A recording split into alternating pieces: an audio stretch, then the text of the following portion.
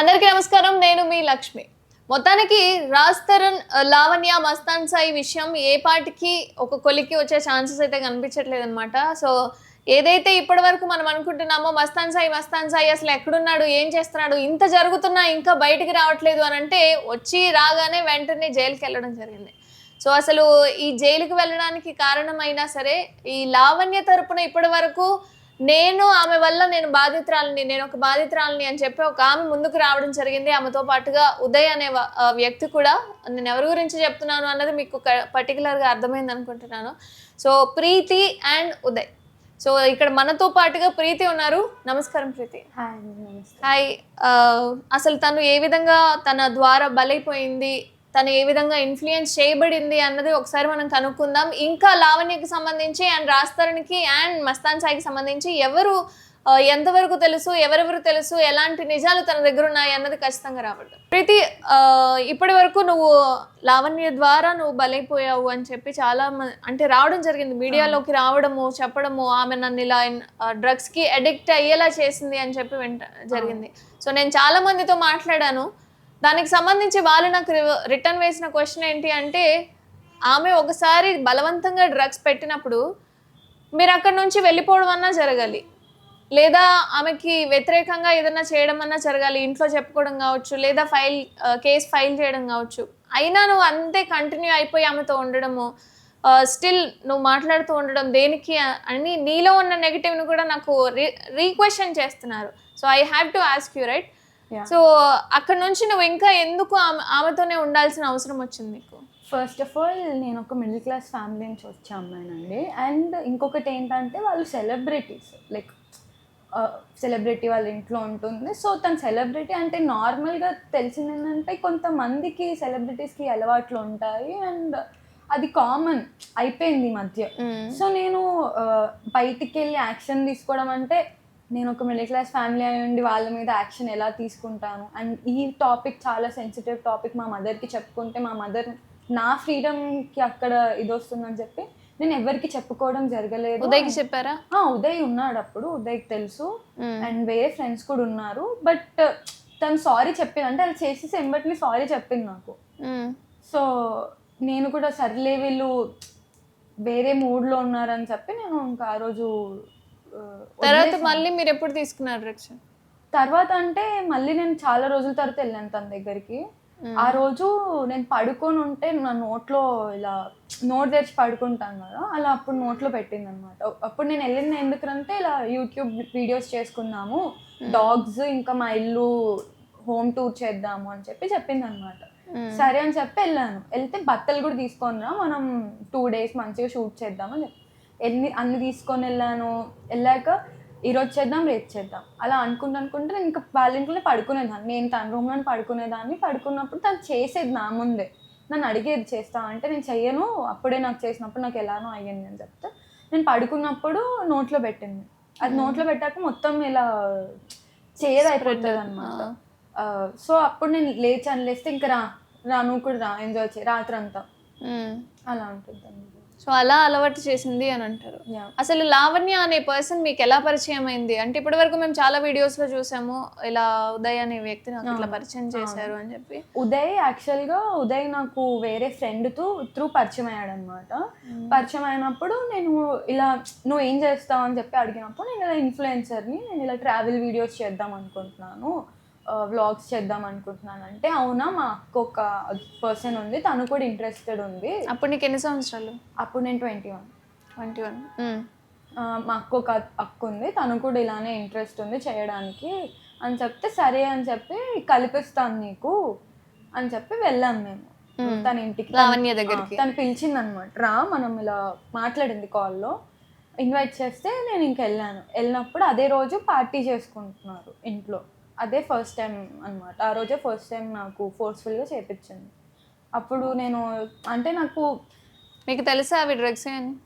నాకు తెలియదు. First of all అసలు అది ఎలా ఉంటుందో కూడా నాకు తెలియదు. అంటే చూడలేదు, నేను ఎప్పుడు నా లైఫ్లో చూడలేదు, నాకు తెలియదు అసలు అట్లా చేస్తారని కూడా నాకు తెలియదు. దట్ ఈస్ వై నాకు తెలియలేదు. అంటే నోట్లో పెట్టుకొని చేస్తారు అలా ఐ డోంట్ నో. అందుకే నేను అక్కడ ఆపలేకపోయాను. అండ్ ఇప్పటి వరకు ప్రీతి అనే అమ్మాయి మీడియా ముందుకి వచ్చింది అని అంటే మాస్క్ పెట్టుకోవడమో లేదా మొహం చూపించకపోవడమో జరిగింది. ఇప్పుడు డైరెక్ట్ గా మీడియాకి మీ ఫేస్ ని చూపిస్తున్నారు, ధైర్యంగా మాట్లాడుతున్నారు. దీనికి కారణం ఏంటి? నేను ఫస్ట్ డే 1 వచ్చినప్పుడు నా పాయింట్ ఏంటంటే తను నన్ను ఇలా బ్లాక్మెయిల్ చేస్తుంది, నేను తన గురించి ఏవి చెప్పాలనుకోవట్లేదు అండ్ నాకు మీడియాలోకి రావాలని లేకుండా తనే నా పేరు తీసి చాలా ఇచ్చేసేసరికి నా రికార్డింగ్స్ ఇవన్నీ వచ్చేసరికి ఒక క్వశ్చన్ మార్క్ అయిపోయింది అందరికీ. అంటే నా ఫ్రెండ్స్, నా సర్కిల్, నా ఫాలోవర్స్కి కూడా క్వశ్చన్ ఉంటుంది కదా, అసలు ఏమవుతుంది, ప్రీతిదా తప్పు, తిని లావణ్య గురించి ఎందుకు ఇలా మాట్లాడుతుందంటే నిజం ఏది ఉందో అది చెప్దామనే థాట్లో నేను వచ్చాను. నా ఫేస్ ఎక్కడ రివీల్ చేయాలనుకోలేదు, నా పేరు కూడా రివీల్ చేయాలనుకోలేదు.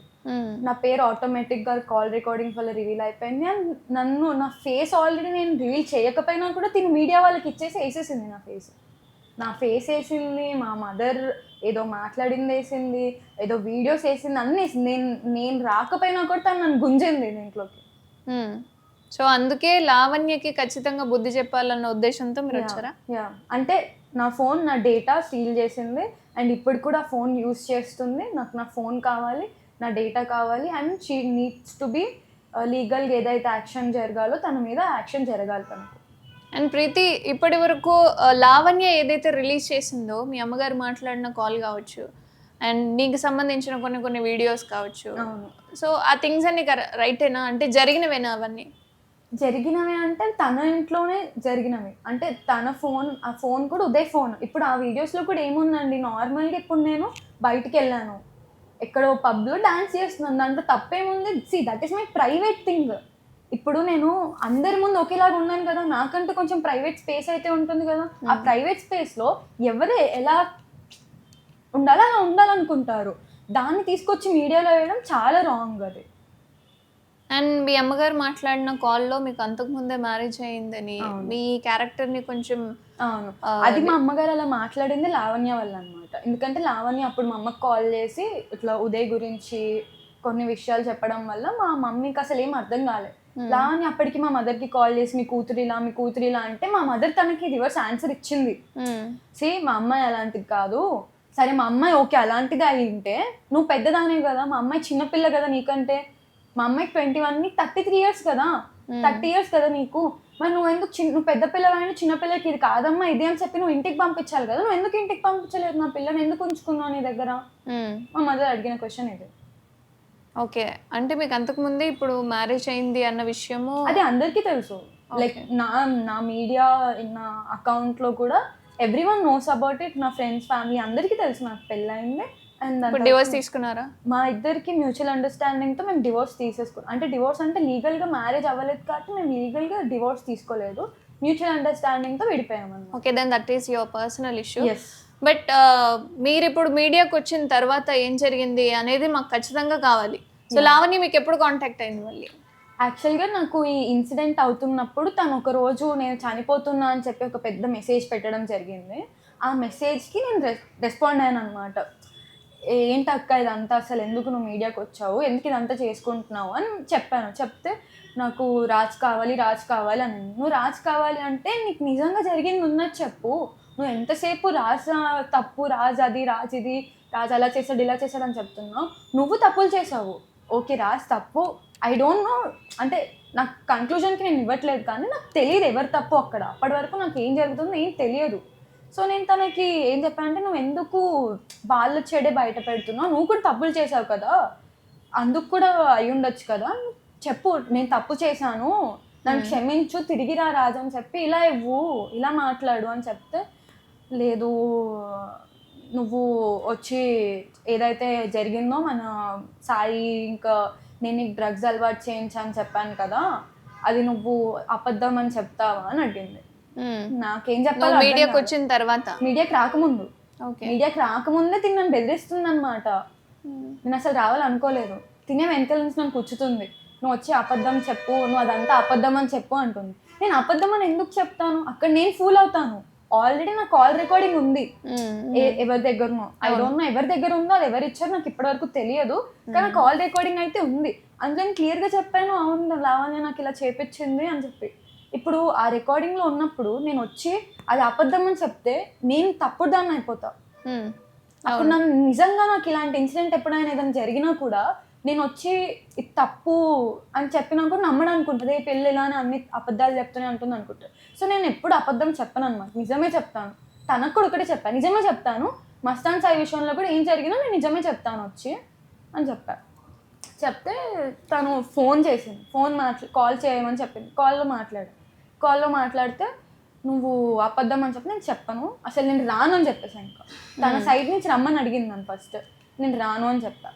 నా దగ్గర ఒక వీడియో ఉందన్నమాట, అందులో నేను తరుణ్ అన్న మస్తాన్ సాయి మేమందరం కలిసి ఒక ప్లేస్కి వెళ్ళాం, టస్కా అని చెప్పి వాళ్ళ ఇంటి దగ్గర. ఆ రోజు మేమందరం డాన్స్ చేస్తున్నాం. ఆ వీడియో ఉంది నా దగ్గర. యాక్చువల్గా ఆ వీడియో ఇవ్వు అని అడుగుతుంది. ఎందుకది? ఆ వీడియో పెట్టి మస్తాన్ సాయి రాస్తారు ముందు నుంచే ఫ్రెండ్స్, వాళ్ళిద్దరు కలిసే నన్ను ఇలా మోసం చేశారు, రాస్తారునే మస్తాన్ సాయిని తీసుకొచ్చాడు అని చెప్పి క్రియేట్ చేస్తా అని చెప్పింది. నేను అది తప్పు కదక్క, అది రాంగ్ కదా, నీకు పరిచయం చేసింది రాస్తారని కాదు కదా, నీకు పరిచయం చేసింది చింటూ కదా, ఎందుకు అలా చెప్తావు అంటే నువ్వు నాకు పంపించు నీ పేరు తీయ అంటే అందులో నేనున్నా వీడియో దగ్గర. దానికి సంబంధించిన రికార్డ్ ఏమైనా ఉందా మీరు మాట్లాడుకో? నేను అసలు రికార్డింగ్స్ చేసుకున్నాను యాక్చువల్గా ఐఫోన్, సో నేను రికార్డింగ్స్ చేసుకోను. అంటే నాకు ఇన్వాల్వ్ అవ్వాలని లేనప్పుడు ఆబ్వియస్లీ నాకు ఎందుకు ఇదంతా అని చెప్పే ఉండే నేను ఆ పాయింట్ వరకు కూడా. మీ మీదకి వస్తుంది అనుకోలేదా? నా మీదకి వస్తుందని చెప్పి నేను తనతో మాట్లాడుతున్నాను. అందుకే నేను మాట్లాడకపోతే కూల్ గా సెట్ చేస్తున్నారు కానీ ఎలాంటి ఎవిడెన్సెస్ అనేవి పెట్టుకోలేదు. యా ఓకే, ఎందుకంటే తను సెట్ అయిపోతుందిలే, నా మీదకి రాదులే, తన ఇష్యూ నడుస్తుంది కదా ఏదో అని అనుకున్నా. కానీ అంటే తన పాస్ట్ లైఫ్ ఇవన్నీ తీసేసరికి ఇంకా మా క్యారెక్టర్స్ వచ్చాయి, ఇంకా ఏదేదో చెప్తుంది మా గురించి. సో